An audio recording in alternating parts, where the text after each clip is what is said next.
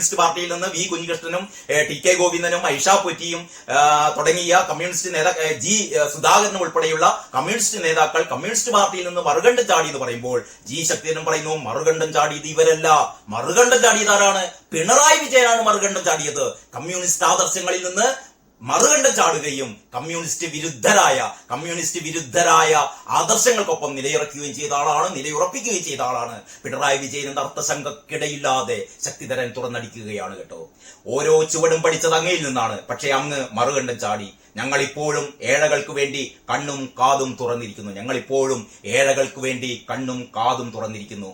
നിസ്വരായ അബലകൾക്കും ആരെങ്കിലും വേണമല്ലോ എന്ന് ഓർമ്മിപ്പിച്ചുകൊണ്ടാണ് ശക്തിധരൻ ഈ കുറിപ്പ് അവസാനിപ്പിക്കുന്നത്. അപ്പോൾ ഇത്തരത്തിലുള്ള വിയോജിപ്പുകൾ കമ്മ്യൂണിസ്റ്റ് പാർട്ടിയെ സ്നേഹിക്കുന്ന എല്ലാവരും വളരെ താല്പര്യത്തോടെ വായിക്കുന്നവയാണ് ജി ശക്തിധരന്റെ ഓരോ ഫേസ്ബുക്ക് കുറിപ്പുകളും. പിണറായി വിജയനെ ഒരുപക്ഷെ ഇത്രമാത്രം ശക്തമായി ശക്തമായ ഭാഷയിൽ വിമർശിക്കുന്ന മറ്റൊരു കമ്മ്യൂണിസ്റ്റ് സൈദ്ധാന്തികൻ ഇല്ല കേട്ടോ. ജി ശക്തിധരന്റെ ഏറ്റവും പുതിയ ഫേസ്ബുക്ക് കുറിപ്പ് പിണറായി വിജയന്റെ ക്രൂരതകളെ കുറിച്ചാണ്. പിണറായി വിജയനെ കുറിച്ച് കഴിഞ്ഞ ഒരാഴ്ച എനിക്ക് തോന്നുന്നു 7-8 ഫേസ്ബുക്ക് കുറിപ്പുകൾ ശക്തിധരൻ എഴുതിയിട്ടുണ്ടായിരുന്നു. എല്ലാം അതിനിശ്ചിതമായി പിണറായിയെ വിമർശിച്ചുകൊണ്ടുള്ളത് തന്നെയായിരുന്നു. ഏറ്റവും അവസാനത്തെ ഫേസ്ബുക്ക് കുറിപ്പ് എന്ന് പറയുന്നത് ദീർഘമായ കുറിപ്പൊന്നുമല്ല, ഒരു 1-2 വരികൾ മാത്രം. അങ്ങനെയുള്ള കുറിപ്പുകളാണ് ഏറ്റവും അവസാനം ശക്തിധരൻ ഫേസ്ബുക്കിലൂടെ പുറത്തുവിട്ടത്. അത് നമുക്ക് ജസ്റ്റ് ഒന്ന് നോക്കാം കേട്ടോ എന്തൊക്കെയാണെന്ന്. അതോ പച്ചക്കള്ളം പറയുന്നതാണോ? എന്താ ഇങ്ങനെ 2 ധ്രുവങ്ങളിൽ എന്നാണ് ഏറ്റവും പുതിയ ആ ഫേസ്ബുക്ക് കുറിപ്പില് ശക്തിധരൻ ചോദിക്കുന്നത്. അതായത് ജനത്തെ പഠിക്കാൻ പാർട്ടിക്കാർക്ക് കഴിയുന്നില്ലേ? അതായത് ഇലക്ഷൻ കഴിഞ്ഞിട്ടും തിരഞ്ഞെടുപ്പ് നേരത്തെ നമുക്കറിയാം, തദ്ദേശ തിരഞ്ഞെടുപ്പിൽ ചരിത്രത്തിൽ ഇന്നേ വരെ ഇടതുപക്ഷത്തിന് ഇല്ലാത്ത രീതിയിലുള്ള ഏറ്റവും വലിയ പരാജയമായിരുന്നു ഇടതുപക്ഷത്തിനുണ്ടായിരുന്നത്. പക്ഷെ അപ്പോഴും നേതാക്കന്മാർ ഒന്നടങ്കം പറഞ്ഞുകൊണ്ടിരുന്നത് ഭരണവിരുദ്ധ വികാരമില്ല. കാരണം ഭരണവിരുദ്ധ വികാരമുണ്ട് എന്ന് പറയുമ്പോൾ ഈ ഭരണത്തിന്റെ സാരഥിയായ പിണറായി വിജയനെതിരായ ഒരു തരംഗം അല്ലെങ്കിൽ അത്തരത്തിൽപ്പെട്ട ഒരു പ്രതികരണം എന്നുള്ള രീതിയിലാണ് ഇവർ കാണുന്നത്. പിണറായി വിജയനെ തൊടാൻ പറ്റില്ല, പിണറായി വിജയനെതിരെ ഒരു അക്ഷരവും മിണ്ടാൻ പറ്റില്ല. ഇതുകൊണ്ടൊക്കെ തന്നെയാണ് പിണറായി വിജയൻ ഏകാധിപതിയായി ഈ പാർട്ടിയെ CPM-ന്റെ തകർച്ചയ്ക്ക് കാരണം ആരെന്ന് ചോദിച്ചാൽ അതിനൊരൊറ്റ ഉത്തരമേ ഉള്ളൂ, അത് പിണറായി വിജയൻ എന്നുള്ളതാണ്. കാരണം പിണറായി വിജയനാണ് ഈ പാർട്ടിയെ ഇത്രമേൽ തകർക്കുന്നത്. നല്ല കമ്മ്യൂണിസ്റ്റുകാരെ ഈ പാർട്ടിയിൽ നിന്ന് അകറ്റി നിർത്തുന്നത് പിണറായി വിജയനാണ്. ഇത്തവണ UDF ഒരു വൻ വിജയം നേടുകയാണെങ്കിൽ അതിനുള്ള ഏറ്റവും പ്രധാനപ്പെട്ട കാരണം പിണറായി വിജയൻ തന്നെയാണ് കേട്ടോ. കാരണം പിണറായി വിജയനാണ് UDF-നെ നയിച്ചതെന്ന് വേണം പറയാം. ശരിക്കും ഇപ്പൊ VD സതീശനോ അല്ലെങ്കിൽ രമേശ് ചെന്നിത്തലയോ അല്ലെങ്കിൽ ഷാഫി പറമ്പിലോ ഇവരൊക്കെ പ്രയത്നിച്ചതിനേക്കാൾ അങ്ങേപ്പുറത്ത് പിണറായി വിജയനും M സ്വരാജും ഒരുപക്ഷെ നമ്മുടെ പാർട്ടി സെക്രട്ടറിയായ MV ഗോവിന്ദനും ഒക്കെ ഇവരുടെയൊക്കെ പ്രസ്ഥാനങ്ങൾ, ഇവരുടെയൊക്കെ നിലപാടുകൾ, ഇവരുടെയൊക്കെ പ്രഖ്യാപനങ്ങൾ, ഇവരുടെയൊക്കെ ശരീരഭാഷ, ഇവരുടെയൊക്കെ അഹങ്കാരത്തിന്റെ ഒരു പ്രതികരണങ്ങൾ, ഇതൊക്കെ ഇവിടുത്തെ സാധാരണ ജനങ്ങളെ സംബന്ധിച്ചിടത്തോളം, ഇവിടെ നിഷ്പക്ഷരായ അടിമക്കൂട്ടങ്ങളല്ലാത്ത സാധാരണക്കാരെ സംബന്ധിച്ചിടത്തോളം പാർട്ടിക്കെതിരെ വിധി എഴുതാൻ പ്രേരിപ്പിച്ചിട്ടുണ്ട് എന്ന് പറഞ്ഞാൽ ഇത്തവണ UDF-ലേക്കോ അല്ലെങ്കിൽ BJP-യിലേക്കോ പോയിട്ടുള്ള വോട്ടുകൾ ഒരു പരിധി വരെ CPM-ൽ നിന്നാണ്. അതാണ് കണക്ക് കൂട്ടുന്നത്. പക്ഷേ ഈ പാർട്ടിക്കാര് ഇപ്പൊ നടത്തിക്കൊണ്ടിരിക്കുന്ന ഇവരുടെ ബ്രാഞ്ച് തലത്തിലൊക്കെ ഉള്ള ഈ കണക്കുകൾ, അതായത് ബൂത്ത് തലം മുതൽ ഇവരിങ്ങനെ കണക്കുകൾ എടുത്തുകൊണ്ടിരിക്കുകയാണ് അത്രേ. അതായത് അങ്ങനെയാണല്ലോ കമ്മ്യൂണിസ്റ്റ് പാർട്ടി പണ്ടൊക്കെ അങ്ങനെയാണ്, വളരെ കൃത്യമായ കണക്കായിരിക്കും അവർക്ക് ഉണ്ടാകുക, തങ്ങൾക്ക് എത്ര വോട്ട് കിട്ടിയെന്നൊക്കെ. പക്ഷെ അതൊന്നും അടുത്ത കാലത്ത് ഒന്നും നടക്കുന്നില്ല. കാരണം ഇവർക്കാർക്കും കമ്മ്യൂണിസ്റ്റ് അനുഭാവികളുടെ അല്ലെങ്കിൽ പാർട്ടി പ്രവർത്തകരുടെ പോലും മനസ്സറിയാൻ ഇവർക്ക് കഴിയുന്നില്ല. ഇവരൊക്കെ പുറമെ ഇൻക്ലാബ് സിന്ദാബാദ് വിളിച്ച് നടക്കുമെങ്കിലും, പുറമെ പിണറായി വിജയനോട് ഐക്യദാർഢ്യം പ്രകടിപ്പിച്ച് മുദ്രാവാക്യം വിളിക്കുമെങ്കിലും, പുറമെ റിയാസിനോടും അല്ലെങ്കിൽ ഈ സ്വരാജിനോടും അല്ലെങ്കിൽ ഈ MV ഗോവിന്ദനോടും ഒക്കെ ഭയങ്കര സ്നേഹം പ്രകടിപ്പിച്ച് മുദ്രാവാക്യം വിളിച്ച് നടക്കുമെങ്കിലും ഇവരുടെ മനസ്സിന്റെ ഉള്ളിൽ പാർട്ടിയോട് കടുത്ത വിയോജിപ്പാണ്. എതിർപ്പല്ല, വിയോജിപ്പാണ്. എന്തിനോടുള്ള വിയോജിപ്പ്? പിണറായി വിജയന്റെ നിലപാടുകളോടുള്ള അല്ലെങ്കിൽ പിണറായി വിജയന്റെ ഈ കാളികൂടി സംഘത്തോടുള്ള, പിണറായിസത്തോടുള്ള, മരുമോനിസത്തോടുള്ള എതിർപ്പാണ് അവർക്കുള്ളത്. അപ്പൊ ഇതിന്റെയൊക്കെ ഒരു പശ്ചാത്തലത്തിലാണ് ജി ശക്തിധരന്റെ ഈ കുറിപ്പുകളൊക്കെ ഉണ്ടായിട്ടുള്ളത്. ജനത്തെ പഠിക്കാൻ പാർട്ടിക്കാർക്ക് കഴിയുന്നില്ലേ എന്ന് ചോദിക്കുകയാണ്. കാരണം ജനത്തിന്റെ മനസ്സ് മനസ്സിലാക്കാൻ ഇപ്പോഴത്തെ പാർട്ടിക്കാർക്ക് കഴിയുന്നില്ല. അതോ പച്ചക്കള്ളം പറയുന്നതാണോ എന്നാ ചോദിക്കുന്നത്. അതായത് ഒരു ഭരണവിരുദ്ധ വികാരം ഇല്ല. മൂന്നാം തവണയും 100-ലേറെ സീറ്റുകളുമായി ഇടതുമുന്നണി അധികാരത്തിലേക്ക് വരും എന്ന് ഈ പാർട്ടി പ്രവർത്തകരൊക്കെ പറയുമ്പോൾ, അല്ലെങ്കിൽ ഈ പാർട്ടി നേതാക്കന്മാരൊക്കെ പറയുമ്പോൾ ശക്തിധരന്റെ ചോദ്യം വളരെ പ്രസക്തമാണ്. ഇവരൊക്കെ പച്ചക്കള്ളം പറയുന്നതാണോ, അതല്ല ഇവർക്ക് ജനങ്ങളെ പഠിക്കാൻ ഇവർക്ക് പറ്റുന്നില്ലേ എന്നാണ് ശക്തിധരൻ ചോദിക്കുന്നത്. അതിനു മുമ്പേ മുഖ്യമന്ത്രിക്ക് കൈനീട്ടം, തോട്ടണ്ടി കൊള്ള 3ാം തവണയും തള്ളി. അറിയാലോ, കശുവണ്ടി കൊള്ള, അതില് പ്രോസിക്യൂഷന് അനുമതി നൽകാത്തതിനെ കുറിച്ച് 3 തവണയും പ്രോസിക്യൂഷൻ അനുമതി നൽകാത്തതിനെ കുറിച്ച് ഹൈക്കോടതി ശക്തമായ ഭാഷയിലാണ് വീണ്ടും പ്രതികരിച്ചിട്ടുള്ളത്. അതുകൊണ്ടൊക്കെ തന്നെ എന്ന് പറഞ്ഞാൽ പാർട്ടി എന്ന് നോക്കുന്നില്ല, അഴിമതി ആരൊക്കെ ചെയ്യുന്നുണ്ടോ അഴിമതിക്കാരെയൊക്കെ സംരക്ഷിക്കുക. ഇതാണ് പിണറായി വിജയന്റെ നിലപാട്. അതുകൊണ്ടാണ് സുപ്രീം കോടതി തന്നെ ചോദിച്ചത്, നിങ്ങൾ അഴിമതിക്കാർക്കൊപ്പമല്ലേ എന്നുള്ള ചോദ്യം വരെ ഉണ്ടായത് നമ്മൾ ഇത്തരണത്തിൽ ഓർക്കേണ്ടതാണ് കേട്ടോ. ഇതാണ് കടുംവെട്ട്. ബാറുകളുടെ എണ്ണത്തിൽ സർവകാല റെക്കോർഡ്. ഈ വർഷം 1111 മദ്യശാലകൾ. ഇന്നത്തെ പത്രത്തിലൊക്കെ ഉണ്ട് 1111 മദ്യശാലകളാണ് കേരളത്തിൽ ഇപ്പോൾ ഉള്ളത്. എന്ന് പറഞ്ഞാൽ പോകുന്ന പോക്കിൽ എല്ലാ അപേക്ഷിക്കാത്തവർക്ക് കൂടി ബാർ ലൈസൻസ് കൊടുത്തുകൊണ്ട് ഏറ്റവും വലിയ കൊള്ള നടത്തുകയാണ് പിണറായി സർക്കാർ എന്ന് ശക്തിധരൻ പറയുന്നു. അതിന്റെ മുന്നേ മറ്റൊരു പോസ്റ്റാണ്, നമ്പർ 1 കേരളം എന്നത് സത്യം അതല്ലേ, വനിതാ വോട്ടർമാരുടെ തള്ളിക്കയറ്റം. കഴിഞ്ഞ ഈ വോട്ടെടുപ്പിൽ വനിതകളായിരുന്നു ഏറ്റവും കൂടുതൽ ഈ വോട്ടെടുപ്പിന് വേണ്ടിയിട്ട്. എന്ന് പറഞ്ഞാൽ പുരുഷന്മാരെക്കാൾ കൂടുതൽ പോളിംഗ് ബൂത്തിൽ ഏറ്റവും ആദ്യം എത്തിയതും ഏറ്റവും കൂടുതൽ എത്തിയതും വനിതകളായിരുന്നു. അപ്പോൾ പറയാണ് നമ്പർ 1 കേരളം എന്നത് സത്യം. പരിഹസിക്കുകയാണ് ശക്തിധരൻ. നമ്പർ 1 കേരളം എന്നൊക്കെ പറയുമ്പോൾ ഇവിടുത്തെ വനിതകൾക്ക് കൃത്യമായിട്ട് അറിയാം വിലക്കയറ്റത്തിന്റെ രൂക്ഷത മനസ്സിലാവുന്നത് ഇവിടുത്തെ വനിതകളാണ്. ആരോഗ്യരംഗത്തെ കെടുകാര്യസ്ഥതകളെ കുറിച്ച് മനസ്സിലാക്കുന്നത് ഇവിടുത്തെ വനിതകളാണ്. അപ്പോൾ ഇങ്ങനെ പിണറായി വിജയന്റെ ഭരണം ഇത്രമാത്രം അധപ്പതിച്ച ഒരു ഭരണമാണ് എന്നുള്ളത് ഏറ്റവും പ്രാഥമികമായി മനസ്സിലാക്കുന്നത് ഇവിടുത്തെ വനിതകളാണ്. അതുകൊണ്ട് തന്നെ വനിതകളാണ് കൂട്ടം കൂടി വന്ന് പിണറായി വിജയനെതിരെ മലയാള മനോരമയുടെ ഭാഷയിൽ പറഞ്ഞാൽ ആഞ്ഞു കുത്തുകയായിരുന്നു അവർ. ഇതൊക്കെയാണ് ശക്തിധരൻ പറയുന്നത്. അത് കഴിഞ്ഞിട്ട് ഇന്നലത്തെ ശക്തിധരന്റെ ഒരു ഫേസ്ബുക്ക് കുറിപ്പാണ് അന്തം കമ്മികളെ ഏറ്റവും കൂടുതൽ പ്രകോപിപ്പിച്ചത്. അതിതായിരുന്നു, മുഖ്യ അല്പം കൂടി നിവർന്നു നടക്കൂ എന്നാണ് ശക്തിധരൻ പറയുന്നത്. കാരണം നമുക്കറിയാലോ, പിണറായി വിജയൻ ശാരീരികമായ ഒരുപാട് പരാധീനതകൾ ഉണ്ട് അദ്ദേഹത്തിന്. ഒരു വ്യത്യസ്ത രോഗങ്ങളും, ഇടക്കിടക്ക് അമേരിക്കയിൽ പോകുന്നൊക്കെ നമുക്കറിയാലോ. അദ്ദേഹം നടക്കുന്നത് ഇങ്ങനെ കൂനിയിട്ടാണ് അദ്ദേഹം നടക്കുന്നത്. കൂനിയിട്ട് നടന്നു കഴിഞ്ഞാലും പിണറായി വിജയന്റെ പരുക്കൻ ശബ്ദത്തിനോ അല്ലെങ്കിൽ പരുക്കൻ നിലപാടുകൾക്കോ ഈ അദ്ദേഹത്തിന്റെ ഈ ഗുണ്ടാ സ്റ്റൈലിലുള്ള പ്രതികരണത്തിലോ ഒന്നും ഒരു കുറവ് വന്നിട്ടില്ല കേട്ടോ. നടക്കുമ്പോൾ ഇങ്ങനെ കുനിഞ്ഞ് നടക്കുന്നത് മാത്രമേ ഉള്ളൂ. പക്ഷെ അപ്പോഴുമാണ് വീട്ടിൽ പോയി ചോദിക്കടാ എന്ന് പറയുന്നതും മറ്റേ നായിന്റെ മോനെ രേവന്തേ എന്ന് വിളിക്കുന്നതും ഒക്കെ ഈ കൂനി കൂടിയിട്ട് ശാരീരികമായ ബലഹീനതകൾ ഉണ്ടായിട്ടും പിണറായി വിജയൻ എന്ന് പറയുന്ന ധാർഷ്ട്യത്തോടെ അല്ലെങ്കിൽ അഹങ്കാരത്തോടെ ഈ കേരള ജനതയെ മുഴുവൻ നോക്കിക്കാണുന്ന മുഖ്യമന്ത്രിയുടെ നിലപാടിൽ ഒരു മാറ്റവും വന്നിട്ടില്ല. അതുകൊണ്ടാണ് ശക്തിധരൻ പരിഹസിക്കുന്നത്, മുഖ്യ അല്പം കൂടി നിവർന്നു നടക്കൂ, അതിനുശേഷം പട്ടടയിലേക്ക് എടുക്കും വരെ നിവർന്നു തന്നെ നിൽക്കണം ഞങ്ങളുടെ ഉടയോർ എന്ന് പറയുന്നത്. പട്ടടയിലേക്ക് എടുക്കും വരെ നിവർന്നു തന്നെ നിൽക്കണം ഞങ്ങളുടെ ഉടയോർ. ഒരുപക്ഷെ ഈ പരാമർശം ഒരു കമ്മ്യൂണിസ്റ്റ് നേതാവിനെ സംബന്ധിച്ചിടത്തോളം അദ്ദേഹത്തിന്റെ അവസാന നാളുകൾ വരെ ആദർശശുദ്ധിയോടെ തലയുയർത്തിപ്പിടിച്ചു തന്നെ നിൽക്കണം ഒരു കമ്മ്യൂണിസ്റ്റ് നേതാവ് എന്നാണ് ശക്തിധരൻ ഉദ്ദേശിച്ചത്.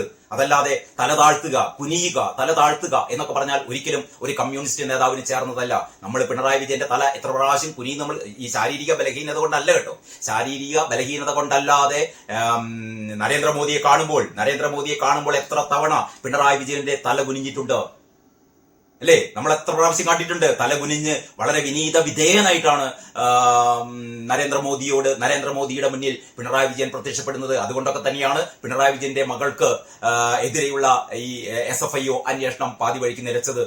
ഈ മാസപ്പടി കോടികൾ മാസപ്പടി വാങ്ങിയതിനെ സംബന്ധിച്ചിട്ടുള്ള അന്വേഷണമൊക്കെ നിലച്ചുപോയത് അതുകൊണ്ടാണ്. പിണറായിയുടെ മകനെതിരെയുള്ള ഈ EDയുടെ അന്വേഷണം പാതി വഴിക്ക് നിലച്ചുപോയത് അതുകൊണ്ടാണ്. പിണറായി വിജയനെതിരെയുള്ള ലാവ്ലിൻ കേസ് 45-50 തവണ മാറ്റിവെക്കുന്നത് അതുകൊണ്ടൊക്കെ തന്നെയാണ്. എന്ന് പറഞ്ഞാൽ മോദിയെ കാണുമ്പോൾ നരേന്ദ്രമോദിയെ കാണുമ്പോൾ പിണറായി വിജയൻ മുട്ടിടിച്ചുകൊണ്ട് തല കുനിച്ചുകൊണ്ട് തോള് കുനിച്ചുകൊണ്ട് കുനിയുന്ന പിണറായി വിജയനെ നമ്മൾ കണ്ടിട്ടുണ്ട്. പക്ഷെ അതായിരിക്കരുത് ഒരു കമ്മ്യൂണിസ്റ്റ് നേതാവ് എന്നാണ് ശക്തിധരൻ ഓർമ്മിപ്പിച്ചത്. അതാണ് പറയുന്നത്, പട്ടടയിലേക്ക് എടുക്കും വരെ നിവർന്നു തന്നെ നിൽക്കണം ഞങ്ങളുടെ ഉടയോർ എന്നാണ് ശക്തിധരൻ പറയുന്നത്. പക്ഷെ പട്ടടയിലേക്ക് എടുക്കും വരെ എന്നൊരു ശക്തിധരന്റെ പ്രയോഗം ഈ അന്തംഗമികളെ ഒരുപാട് പ്രകോപിപ്പിച്ചു. ആ ഒരു പോസ്റ്റിന് താഴെ നിരവധിയായ, ഞാൻ നിങ്ങൾക്കത് വായിച്ചു തരാൻ എനിക്ക് വയ്യ, കാരണം അത്രമാത്രം പരുക്കൻ ഭാഷയിലാണ് ശക്തിധരനെ ഈ കമ്മിക്കൂട്ടങ്ങൾ തെറി പറഞ്ഞത്.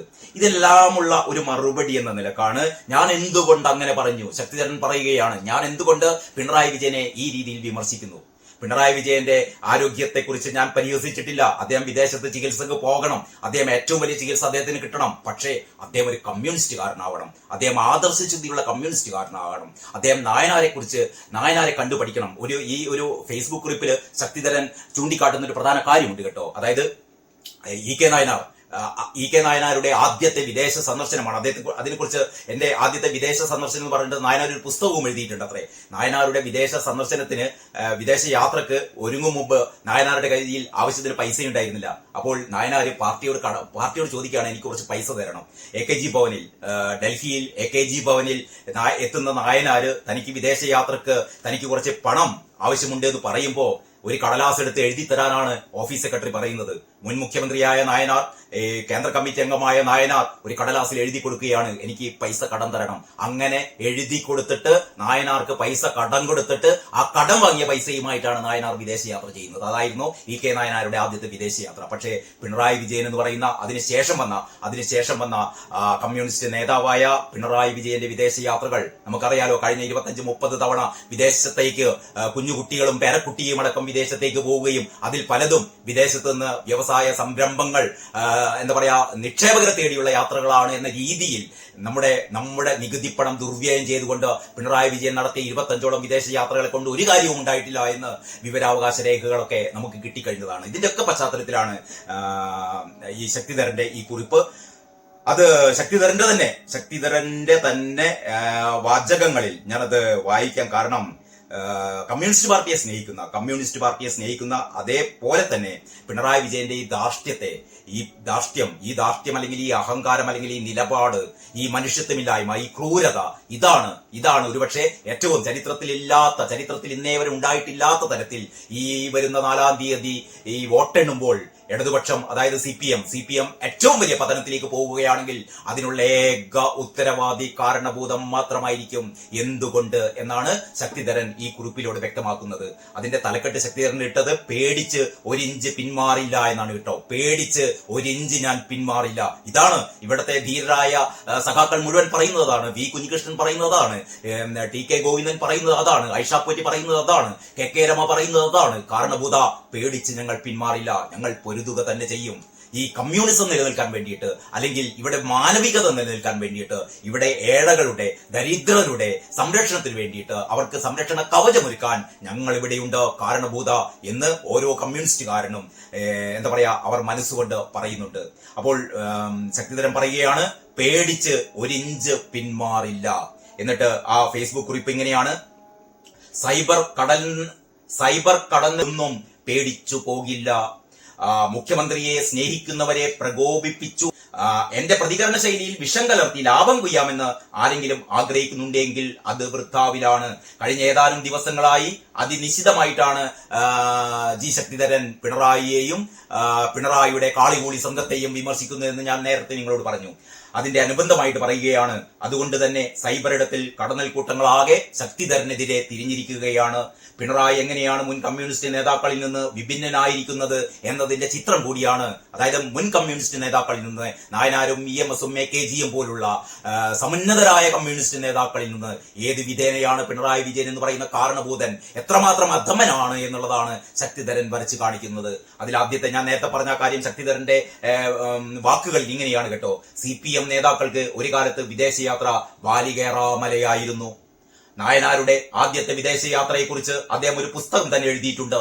യാത്രയ്ക്കുള്ള പണം തികയാതെ ദില്ലി AKG ഭവനിൽ നിന്ന് കടം ചോദിച്ചപ്പോൾ അന്നത്തെ ഓഫീസ് സെക്രട്ടറി ആവശ്യപ്പെട്ടത് നായനാരുടെ കൈപ്പടയിൽ എഴുതിയ ഒരു കത്തായിരുന്നു.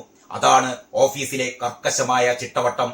കേരളത്തിന്റെ മുൻ മുഖ്യമന്ത്രിയും PB അംഗവുമായിരുന്ന ഒരാളാണ് കടമായി പണം വാങ്ങിയത് എന്നും മറന്നു പോകരുത് വിജയ. അതാണ് അന്നത്തെ പാർട്ടി. അപ്പൊ അന്നത്തെ പാർട്ടി അതായിരുന്നു.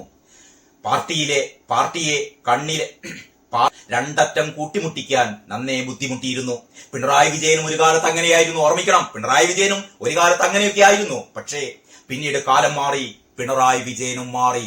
ആ മാറ്റത്തിന്റെ കഥയാണ് ഇന്ന് പാർട്ടിയെ ഈ രീതിയിലുള്ള ചെളിക്കുണ്ടിൽ ആഴ്ത്തിയിരിക്കുന്നത്.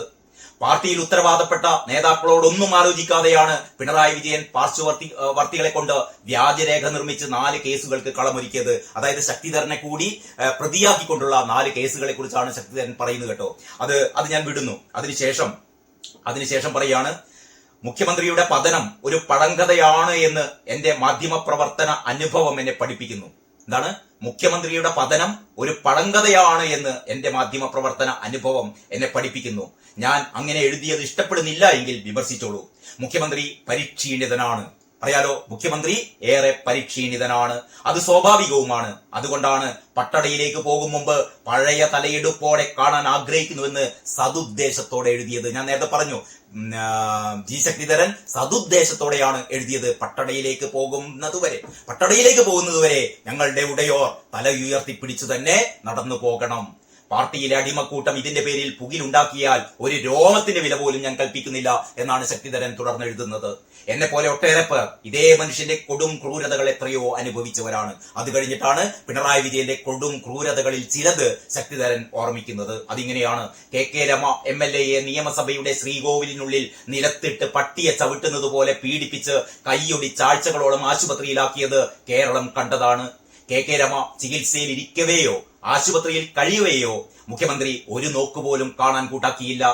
K കരുണാകരൻ മുഖ്യമന്ത്രിയായിരിക്കെ ഇതിലും നിസ്സാരമായൊരു സംഭവത്തിൽ തലസ്ഥാനത്ത് നിന്ന് എറണാകുളം ജില്ലാ ആശുപത്രിയിൽ കുതിച്ചെത്തി സഹസാമാജികരെ വേണ്ട രീതിയിൽ പരിചരിച്ചു. അതാണ് മനുഷ്യത്വം. ഈ 2 രീതിയിൽ, അതായത് KK രമയെ നമുക്ക് നിങ്ങളിൽ ഓർമ്മയുണ്ടാവും. ഒരു നിയമസഭയിൽ നടന്ന ഒരു പ്രതിഷേധത്തിനിടയിൽ KK രമക്ക് പരിക്കുപറ്റിയ കാര്യം. KK രമയെ ഇടതുപക്ഷത്തുള്ള എനിക്ക് തോന്നുന്നു ഈ മറ്റേ ആര്യയുടെ ഭർത്താവുണ്ടല്ലോ, എന്താ സച്ചിൻ ദേവ് അല്ലെ, സച്ചിൻ ദേവ് ഉൾപ്പെടെയുള്ള MLA മാരൊക്കെയാണ് രമയെ മർദ്ദിച്ച് നിലത്തിട്ടതും. അങ്ങനെ രമയുടെ കൈയുടെ എല്ല് പൊട്ടിയിരുന്നു. അമ്മ എല്ലൊന്നും പൊട്ടിയിട്ടില്ല, അത് വെറുതെയാണ് എന്നൊക്കെ പറഞ്ഞിട്ട് സഖാക്കള് ഒരുപാട് ഒച്ചപ്പാടും ബഹളവും ഒക്കെ കൂട്ടിയിരുന്നു. എങ്കിലും ആ ഒരു മർദ്ദനത്തിൽ KK രമയുടെ കൈയുടെ എല്ല് പൊട്ടുകയും കൈക്ക് പ്ലാസ്റ്റർ ഇടുകയൊക്കെ ചെയ്തിരുന്നത് നമ്മുടെ ഓർമ്മയിലുണ്ട് കേട്ടോ. അതാണ് ശക്തിധരൻ ഓർമ്മിപ്പിക്കുന്നത്. അത് കഴിഞ്ഞിട്ട് പറയാണ്, ഇതിലും ഈ സംഭവം ഒക്കെ ഉണ്ടായിട്ടും KK രമയെ പിണറായി വിജയൻ പോയെന്ന് കണ്ടിട്ടില്ല. അതേ അവസരത്തിൽ പിണറായി വിജയൻ ഈ പെടലി മന്ത്രിയെ ആശുപത്രിയിൽ പോയി എന്ന മരണക്കിടക്കരികിൽ വ്യസന സമേതം നിൽക്കുന്ന, പൊട്ടിക്കരഞ്ഞുകൊണ്ട് വിങ്ങുന്ന ഹൃദയത്തോടെ നിൽക്കുന്ന പോലെ ഒരു നിൽപ്പ് നമ്മുടെ കൺമുന്നിൽ ഇപ്പോഴും ഉണ്ട് കേട്ടോ. ഈ വീണ ICUയിൽ കിടന്നപ്പോൾ, പരിയാരം മെഡിക്കൽ കോളേജിൽ ICUയിൽ കിടന്നല്ലോ, കഴുത്ത് ആരോ ഇടിക്കട്ട കൊണ്ട് ഇടിച്ച് തിരിച്ചു മറിച്ചു കുത്തി ചവിട്ടി എന്നൊക്കെ പറഞ്ഞിട്ട് വീണ ജോർജ് പരിയാരത്ത് ഈ കരിങ്കൊടി പ്രതിഷേധം, അതാണ് ഞാൻ ഉദ്ദേശിച്ചത്.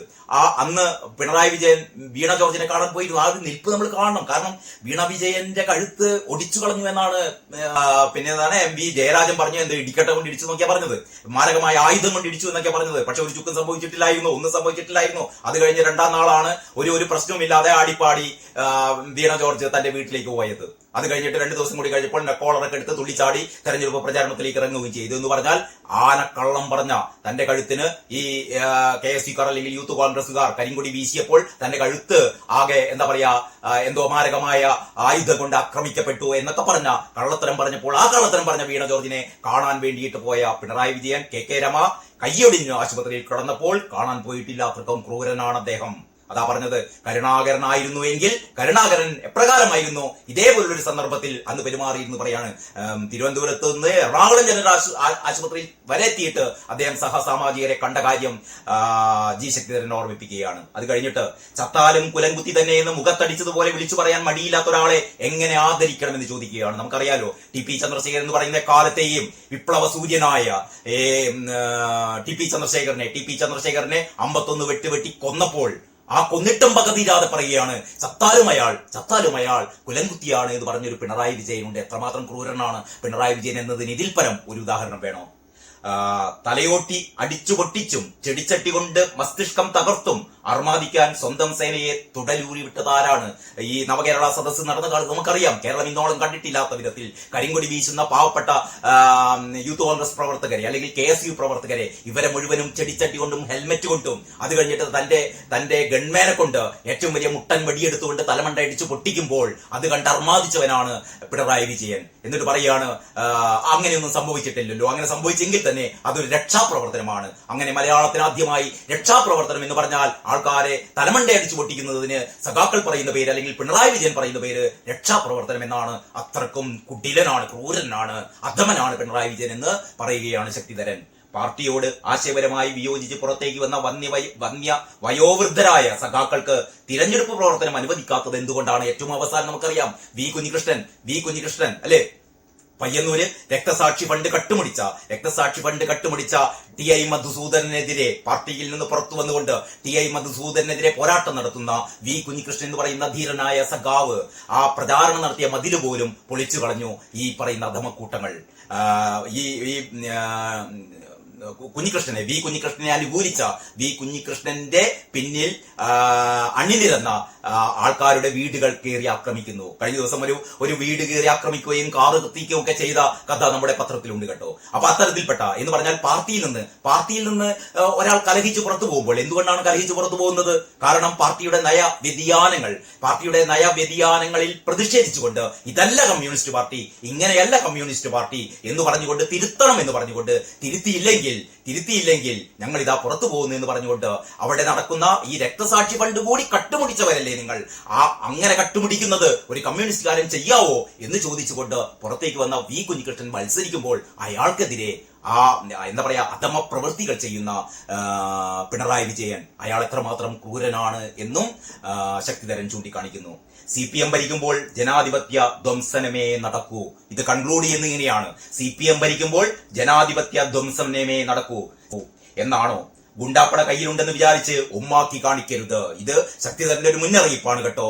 ഈ അധമക്കൂട്ടങ്ങളെ, അധമക്കമ്മികളെ, നിങ്ങൾ ഗുണ്ടാപ്രവർത്തനം എന്താ പറയുന്നത്, ഗുണ്ടാപ്പട കയ്യിലുണ്ട് എന്ന് വിചാരിച്ചല്ലേ, പിണറായി വിജയന് ഒരു ഗുണ്ടാപ്പട കയ്യിലുണ്ട് എന്ന് വിചാരിച്ച് ഉമ്മാക്കി കാണിക്കരുത്. ഞങ്ങൾ കമ്മ്യൂണിസ്റ്റുകാർ ഓരോ ചുവടും പഠിച്ചത് അങ്ങയിൽ നിന്നാണ്. മറക്കരുത് കേട്ടോ വിജയ. ഇവിടത്തെ മറ്റുള്ള കമ്മ്യൂണിസ്റ്റുകാർ ഓരോ ചുവടും പഠിച്ചത് അങ്ങയിൽ നിന്നാണ്. എല്ലാ കമ്മ്യൂണിസ്റ്റുകാരെ കുറിച്ച് അല്ല ശക്തിധരൻ പറയുന്നത്. ശക്തിധരൻ വ്യക്തിപരമായി ശക്തിധരൻ പറയുകയാണ്, ഞാൻ ഓരോ ചുവടും പഠിച്ചത് അങ്ങയിൽ നിന്നാണ്.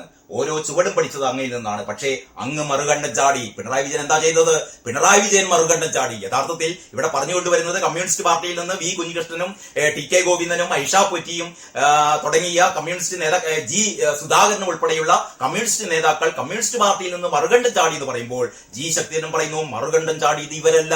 മറുകണ്ഠം ചാടിയത് ആരാണ്? പിണറായി വിജയനാണ് മറുകണ്ഠം ചാടിയത്. കമ്മ്യൂണിസ്റ്റ് ആദർശങ്ങളിൽ നിന്ന് മറുകണ്ഠം ചാടുകയും കമ്മ്യൂണിസ്റ്റ് വിരുദ്ധരായ ആദർശങ്ങൾക്കൊപ്പം നിലയുറപ്പിക്കുകയും ചെയ്ത ആളാണ് പിണറായി വിജയൻ എന്ന അർത്ഥശങ്കക്കിടയില്ലാതെ ശക്തിധരൻ തുറന്നടിക്കുകയാണ് കേട്ടോ. ഓരോ ചുവടും പഠിച്ചത് അങ്ങയിൽ നിന്നാണ്. പക്ഷേ അങ്ങ് മറുകണ്ഠം ചാടി. ഞങ്ങളിപ്പോഴും ഏഴകൾക്ക് വേണ്ടി കണ്ണും കാതും തുറന്നിരിക്കുന്നു. നിസ്വരായ അബലകൾക്കും ആരെങ്കിലും വേണമല്ലോ എന്ന് ഓർമ്മിപ്പിച്ചുകൊണ്ടാണ് ശക്തിധരൻ ഈ കുറിപ്പ് അവസാനിപ്പിക്കുന്നത്. അപ്പോൾ ഇത്തരത്തിലുള്ള വിയോജിപ്പുകൾ കാരണം ഈ പിണറായി വിജയന്റെ ഈ അധമ പ്രവൃത്തികൾ ഇത് വിളിച്ചു പറയാൻ, ഇത് ശരിയല്ല സഖാവേ, ഇതല്ല കമ്മ്യൂണിസം എന്ന് വിളിച്ചു പറയാൻ ജി ശക്തിധരനെ പോലെ എത്ര പേർ എന്നുള്ളതാണ്. ശക്തിധരൻ ആ കടമയാണ് ശക്തിധരൻ നിർവഹിക്കുന്നത്.